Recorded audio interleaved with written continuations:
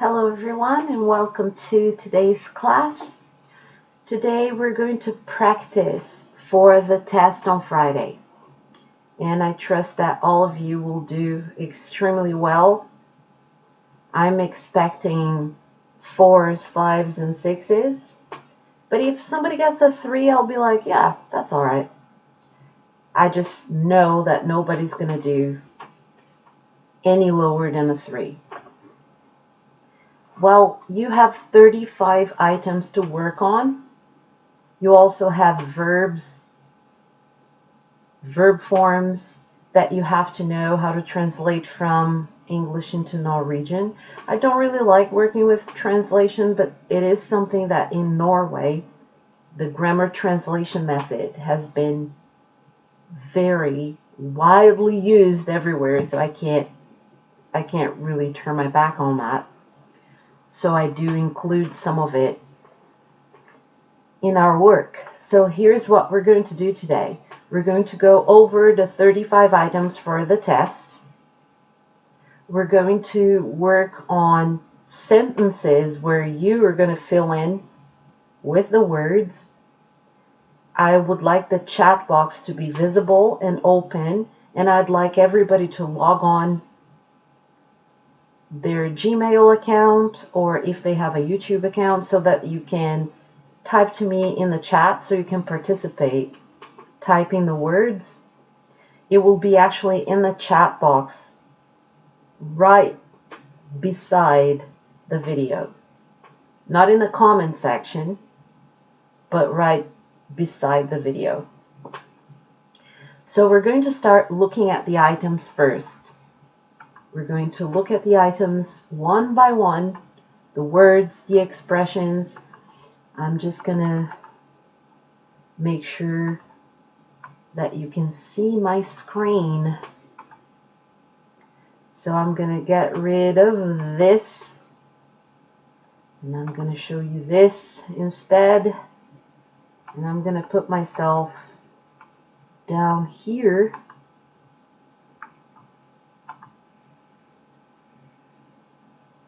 There I am. I'm right here. So you can see the words. We can talk about the words. Let's start with this one. Actually, let's go to the very beginning. We have 35 items to look at. Some of them are quite simple, but it's not just about knowing the translation. It's about knowing how to use the words in sentences. That's what I'm worried about. Because what you do with glosseprøver in junior high, which is ungdomsskole, and even in barneskole, when you do glosseprøve, is just like the word. You just have a list of words, and it's like ambulance driver, ambulansesjåfør. So you have to just know that, and then look forward to, glede seg til. So you just memorize all that stuff, and you maybe have a list with 10 items, and you memorize that for the week. And then you get a 6 because you got all of them correct, but then you never use the words again. And that to me is a waste of time, and it's a waste of your intelligence and of your potential. So what we're going to do is use the words in sentences. The entire body of work that we're going to do this year, since it's your only year in high school where you're going to have English, we're going to pack as much English as we possibly can into 1 year. And I want it to be effective. I want you to speak English in class. I have talked about it before. Some of you understand everything that I say, but you respond to me in Norwegian instead. Some of you have started to respond in Norwegian and then, oh, wait a minute, let me translate this into English. And it's getting better. It really is, and I'm really happy for it. But let's get to this. Let's start from the very beginning. The very first word, ambulance driver. So I'm going to count to 3, and I'm going to want you to type in a chat a sentence with this item, ambulance driver. 1, 2, 3. So I'm sure there are sentences in there. They're fantastic because I trust you. but I'm probably going to be typing in there and telling you what I think of the sentences, putting hearts for the good ones, and saying you go girlfriend. Probably not, because I never say that really, but I'm probably just going to be encouraging you in the chat box, because this is pre-recorded. It's recorded minutes beforehand. So anyway, so if you wrote a sentence with the item ambulance driver, there are a few things to remember, and I'll tell you one of them. When you have a word that starts with a vowel, what's a vowel? What's a vowel? A, E, I, O, those are vowels. U, not a vowel. U is a semi-vowel or a semi-vowel. But we're going to get to that. So when you have the word apple starts with a vowel, and I know that you study this in barneskola, elementary school, but some people forget and make some mistakes with that. So it's very important. You say, I ate an apple yesterday. An apple, because of the first sound that you hear in the word apple is a vowel sound. Apple. An apple. Ambulance driver. An ambulance driver. So you say George is an ambulance driver. And now that you are in high school, you can't make that mistake anymore. When you are all the way in barneskola, which is elementary school, if you write a instead of an, you get a slap on the wrist, you get a half a point for that sentence. But here, you're in high school now. So this is something very, very basic that you can't get wrong. So if you make that mistake, you'll get more points shaved off of your score. So you really have to be attentive to detail. George is an ambulance driver. Next, look forward to. Here's an item that I talked to you about many times before, and it's very important to remember. Even though there is that word to, which normally doesn't take a verb with ing, in this case it does. That's all I'm going to say. The verb that follows, look forward to, has to have an ing. Let's see in 1, 2, 3 what kind of sentences you wrote. Anybody that has written something like, I am looking forward to studying more tonight. I don't think anybody wrote that, but I'm looking forward to doing something. Very, very important. Extremely important to remember that after looking forward to, you have to use ing on the verb. Extremely important. So everybody that got that right, kudos to you. Next one, paramedic. Maybe I'll ask you a question and you can answer it and use the word. What does a paramedic do? Go. Let's take a look at what kind of sentences you can make with that. A paramedic works in an ambulance. That's one of the ways you can explain what a paramedic does. A paramedic performs first aid. First aid is also an item from the list. So a paramedic. A paramedic is a medical professional, right? So let's go to the next one. Practical work. Practical work. Let's see.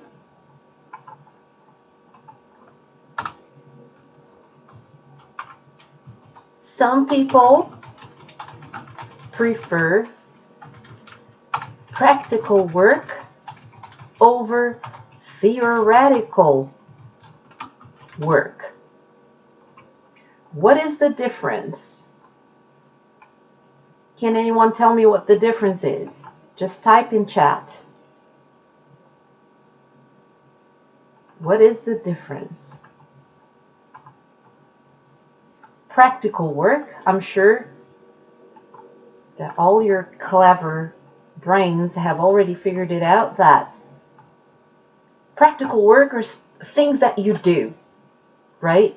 You learn how to bake a cake, you get your hands dirty, and you go and you make the cake. Or you can learn the theory of baking a cake, which is you learn the recipe, you learn the list of ingredients, but you never actually get your hands in there to do it. So practical things are things that you do. Practical work is something you do. Theoretical work is something that you learn about or read about. Theory. Theory is usually to talk about stuff, to discuss stuff, but not really perform an act. Some people prefer practical work over theoretical work.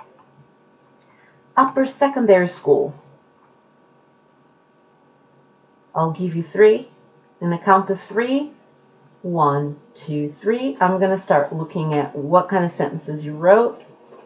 And I am sure that somebody will have thought of the sentence, we are all in upper secondary school. We are all in upper secondary school. Upper secondary school is also called high school. Upper secondary school in the United States consists of your freshman year, your sophomore year, your junior year, and your senior year. It's a little different in the USA compared to Norway. In Norway, you have VG1, VG2, and VG3.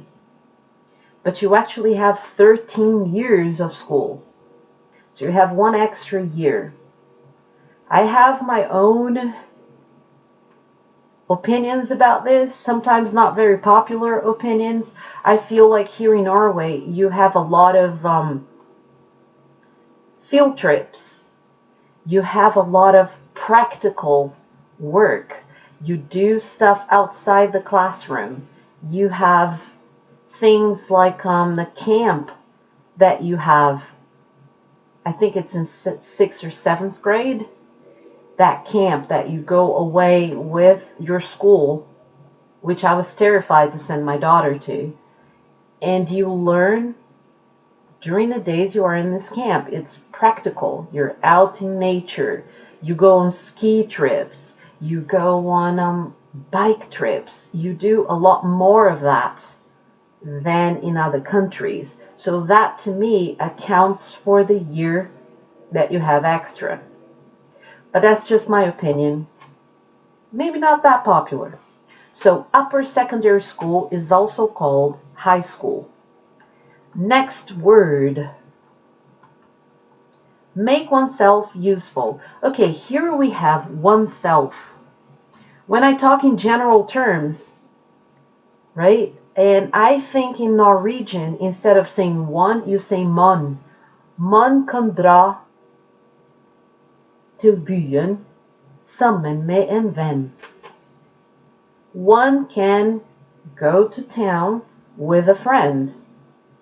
So instead of saying a person can, somebody can, I can use the word one. Make oneself useful. So here, the oneself, you're not really going to use oneself as much as you will say, Susan is going to make herself useful next week. Let me write a sentence for you. Susan is going to make herself useful next week by helping her mom with chores.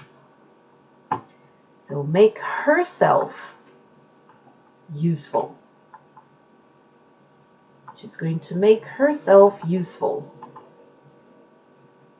And then, of course, you're going to have the other options. How about with the word they? Does anybody know what pronoun that turns into? What is the equivalent you have? Her, herself. My, myself. How about they? Type it in chat right now. Everybody that wrote themselves is right. Just for the purposes of being in the year 2020 and not disregarding issues that are very alive with us at the moment, they is considered a plural noun and also something that is gender neutral. So some people who consider themselves, they don't consider themselves a man or a woman, so they don't want to be he or she. They consider themselves they, and they want to be referred to with that pronoun. So if you say, for example, let me think of somebody who's non-binary that everybody knows. All right, no one. Because I don't think that you will know. Let's just think of Joanne. Joanne is non-binary, and they think of themselves as neither man or woman. So they is a plural noun, and it's also gender neutral. And nowadays, it is very important if somebody tells you, hey, I'm non-binary, or I don't identify myself as he or she, and I would like to be referred to with the pronoun they instead. That's what they're talking about. So, here is another sentence. In order to make themselves useful, they helped the teacher spray the tables. How about that? I don't think you are allowed to help the teacher spray the tables, though. I think we have to do it just to avoid the coronavirus thing. Isn't that getting annoying already? To make themselves useful. So on the test, you may find it like that. You may be make themselves, make herself, make himself. You just have to read the sentence and evaluate, okay, is it a he, a she, a they? What are we doing with this? Next, nurse. Pretty easy word to fit into a sentence.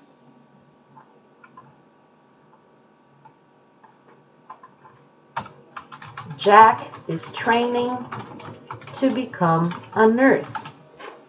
And I'm sure that somebody will have written something like that. Nurse is a pretty straightforward one. I feel like everybody's going to know that one, and everyone's going to know how to fit it into a sentence. So I'm not going to spend a lot of time on that one. Next one, health worker. I would like somebody to, on the count of 3, Write something in the chat box using that word, that combination of words. You can even use it in the plural form. Health workers are essential to society.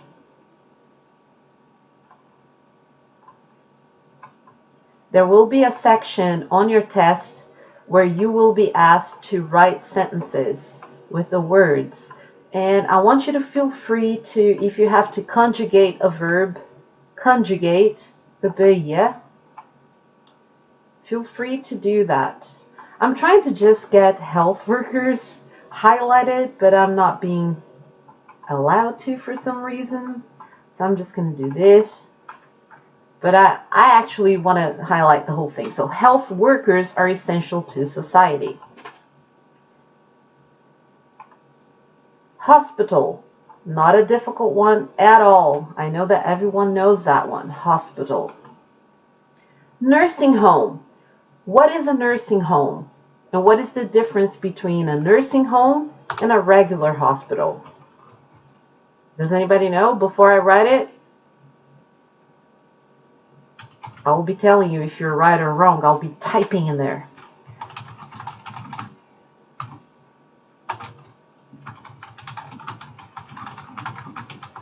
A nursing home is a special place for the elderly. Lots of nursing homes have nurses and doctors available, and they have health care for the elderly. There are also places that call themselves an elderly home, a nursing home. And here in Norway, there are lots of those, which will be perhaps where some of you will be working. Okay, career. What's the difference between a job and a career?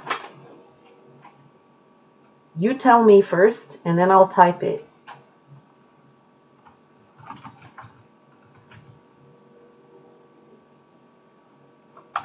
I'm going to write my own definition here, but you can also interpret it slightly different.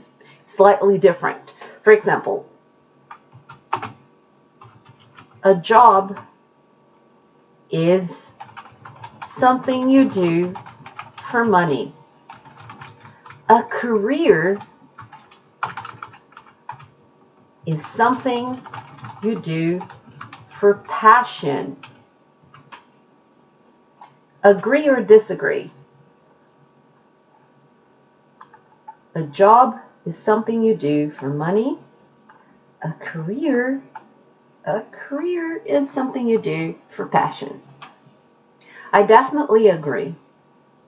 Because you can get a job at McDonald's to start off in life. As a teenager, as a young adult, you get a job at Burger King or McDonald's and you're flipping burgers, you're serving the public, and that's a very important job because somebody has to do it. But maybe that's not what you want to do for the rest of your life. Maybe that's not what makes your heart beat faster. That's not what makes you tick. That's not what makes you incredibly happy. A career is something you do for passion, lidenskap, when you do it for passion. So it's something that you study many years to do. It's something that you always dreamt or you always dreamed. Both are correct, dreamt or dreamed. You have always dreamed or dreamt of doing. That's a career. So it's something that you can think about, even if you disagree with what I'm saying, because some people would perhaps make a career out of working at a fast food restaurant and they become the manager, and then later on they buy a franchise of restaurants and it becomes their passion. And then it becomes their career. But if they're just working somewhere just for the money, that's just a job. A career is everything that's behind it. The amount of years you studied, everything that your heart is put into when you do that job, that makes it a career. Trade. Trade. A trade is a specialty. For example,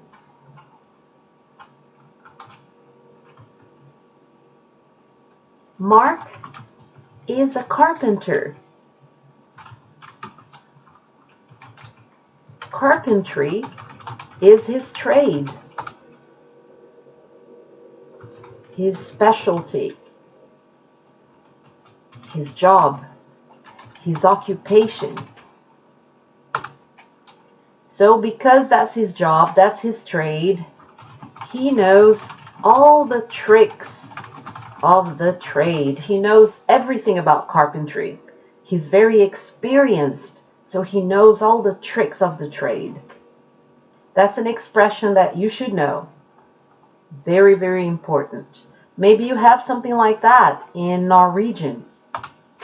For example, I was once watching a cartoon with my daughter, and one of the little, they were all in a forest. I think it was Mumitrollet. If I'm mispronouncing it, I apologize. And they were out in the forest, and there was one of the little characters in a cartoon said, "Jag ska jobba som en altmulig man." A jack of all trades. I am a jack of all trades. Altmulig man. Again, I apologize for my Norwegian. I'm a jack of all trades. I can do anything. So tricks of the trade, jack of all trades, those are very important expressions for you to know. Next, first aid. If somebody has a heart attack, you need to know CPR. You need to know how to help them breathe again and help them. It's the first thing you do when you see someone having a heart attack or having any type of emergency, medical emergency. You need to know first aid, especially as a nurse, as a paramedic. You need to know first aid. Safety. Safety, safe, safely. I'm going to give you a sentence, and you're going to tell me which one of those three words fits. Let's see. It is important to drive blank. Is it in the chat box already? If you wrote safely, you got it right. That's the spirit, girl. Safely. Mark is a safe driver. So you have safe as an adjective, safely as an adverb. And then you have this word here, safety. It's a noun. Substantive. Safe is an adjective. And safely is an adverb.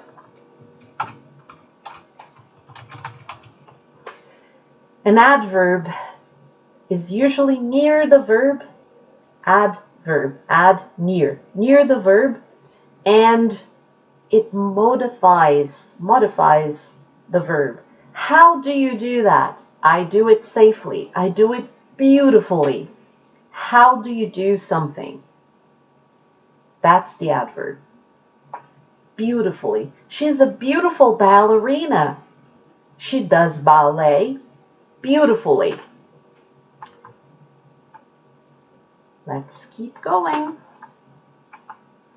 And at the end of this, I'd like everybody to, we're 14 items down. As soon as we get to the 35th item, I'm going to give you a few sentences more, and then we're going to play Quizlet Live.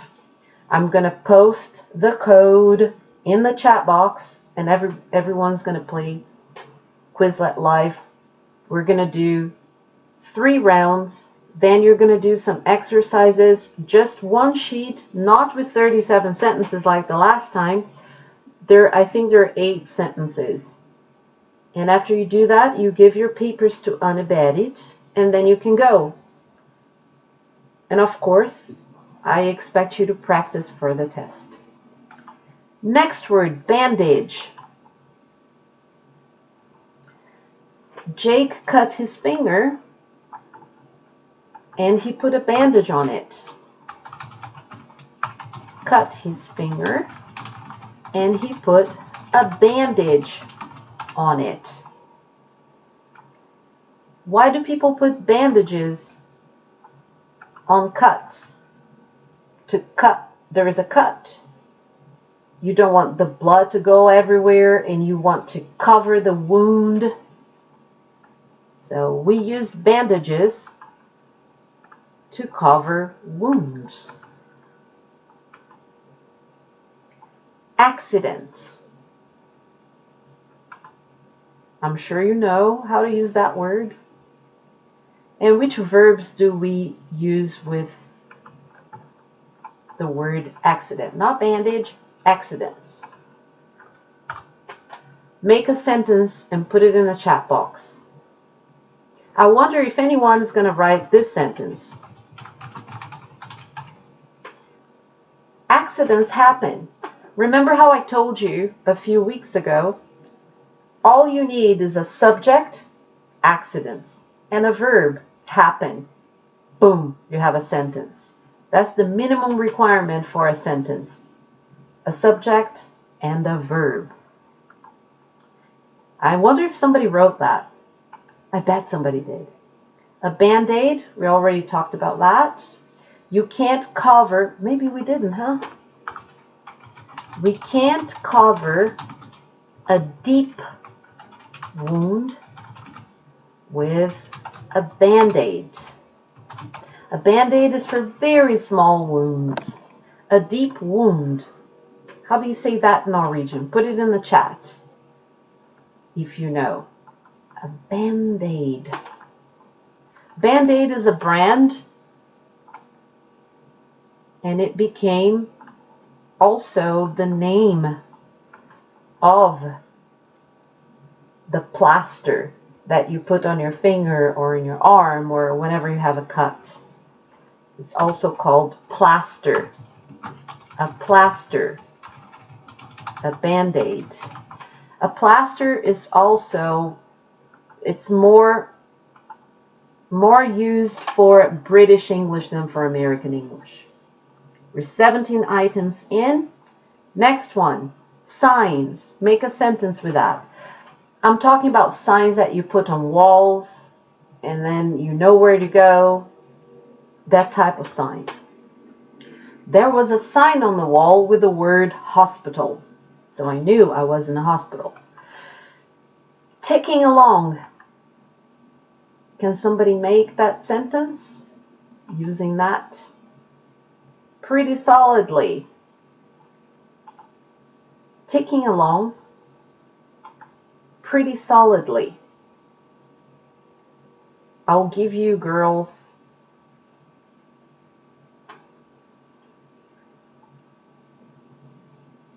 you can actually even use them all in one sentence. She was ticking along pretty solidly for a while. Pretty solidly. Get rid of. To get rid of something, to throw something away. Not only literally, as in to pick something up and throw it away, but also figuratively. You can get rid of somebody in your life that you don't think is worth it. Never talk to them again, block them on all social medias, and just never look at them again. To get rid of. Rubbish. I want somebody to post in the chat box a synonym for the word rubbish. What's a synonym? A synonym is a word that means exactly the same. Anybody that wrote, and I don't mean translated into Norwegian, I mean find another word that also means that. So I'm hoping that somebody wrote garbage. And if you did, good for you. Garbage and rubbish are the same thing. The word garbage is more widely used in American English. Rubbish is a lot more British. Rubbish, garbage. In public, not a problem there. Some people like to display their emotions in public. Some people cry in front of everyone, and some people are more private. They would rather cry in private, and they don't want to show their emotions in public. Actually, faktisk.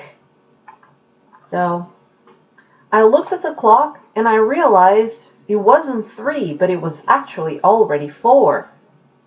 I want sentences, when I say write a sentence with this, I want you to think a little bit about what you're going to write so that it is grammatically correct and also that it is a sentence that makes sense, and you can use some creativity as well. Unless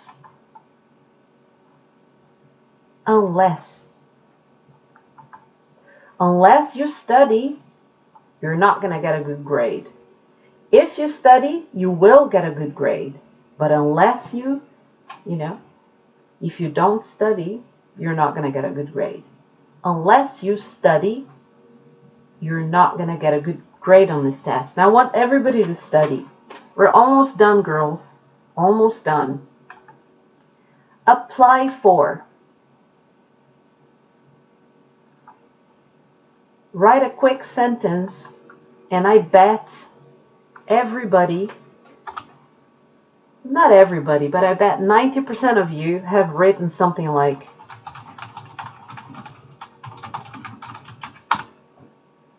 to apply for a job, to apply for a position. It's difficult to apply for a position at this company. So there are different ways in which you can use the words. I want to make sure that everyone let me see if I can fix this.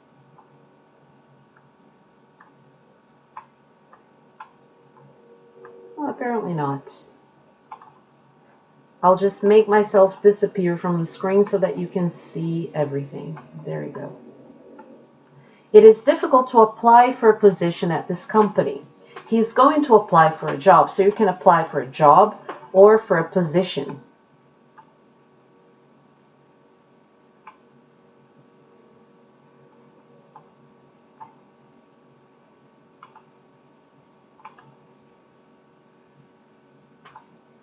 And I'm back.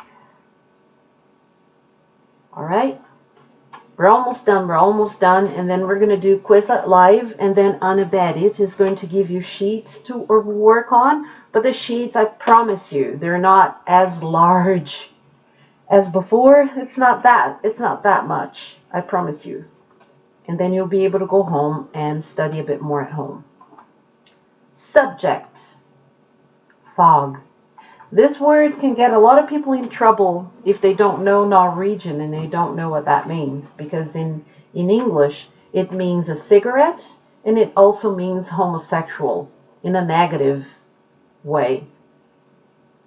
So please be careful. Subject, a subject at school. What is your favorite subject at school? English, everyone's going to say. Or not. Maybe not after today.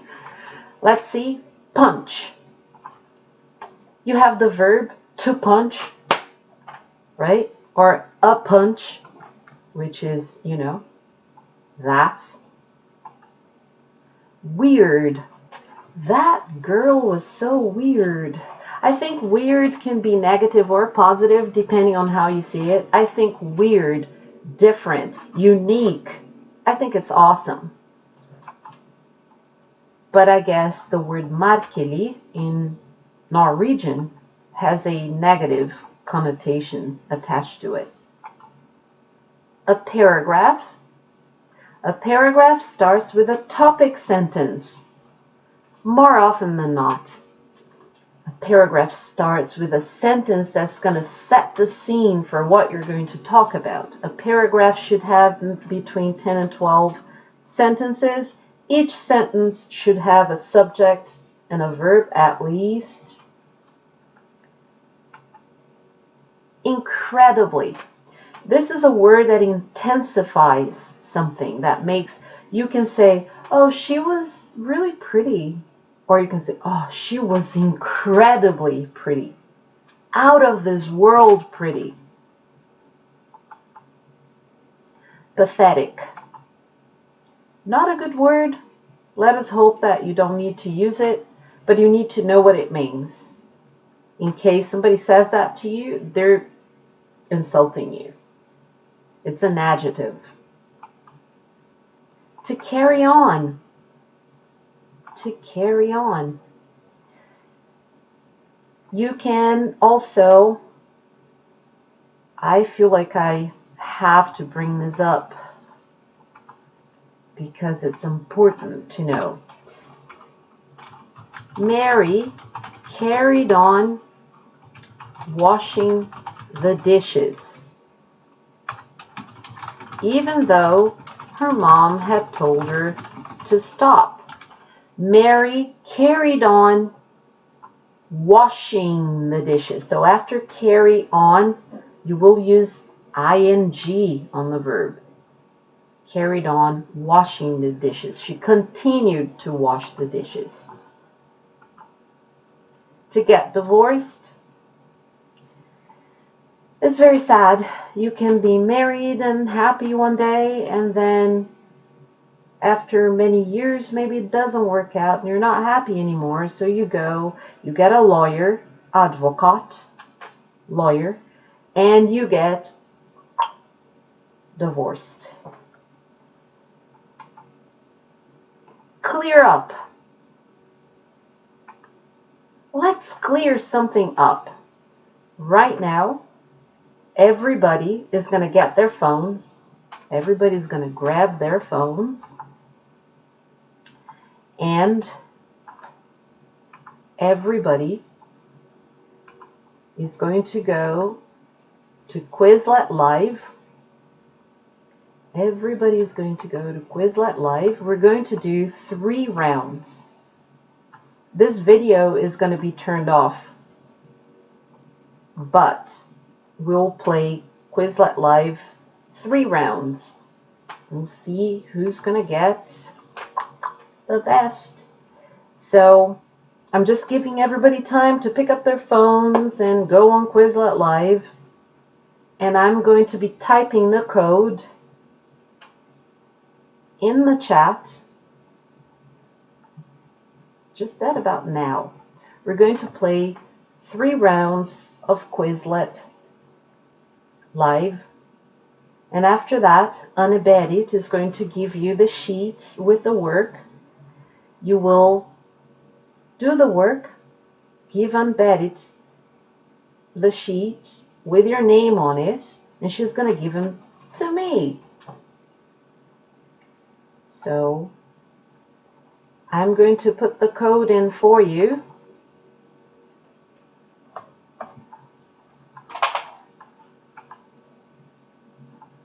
The sentences will be given, the sentences and everything is going to be given to you in English.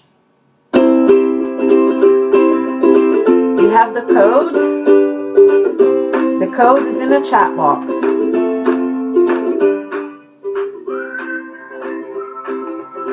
Just to be safe, I feel like I should also send Annabeth to her email the code, just to be safe.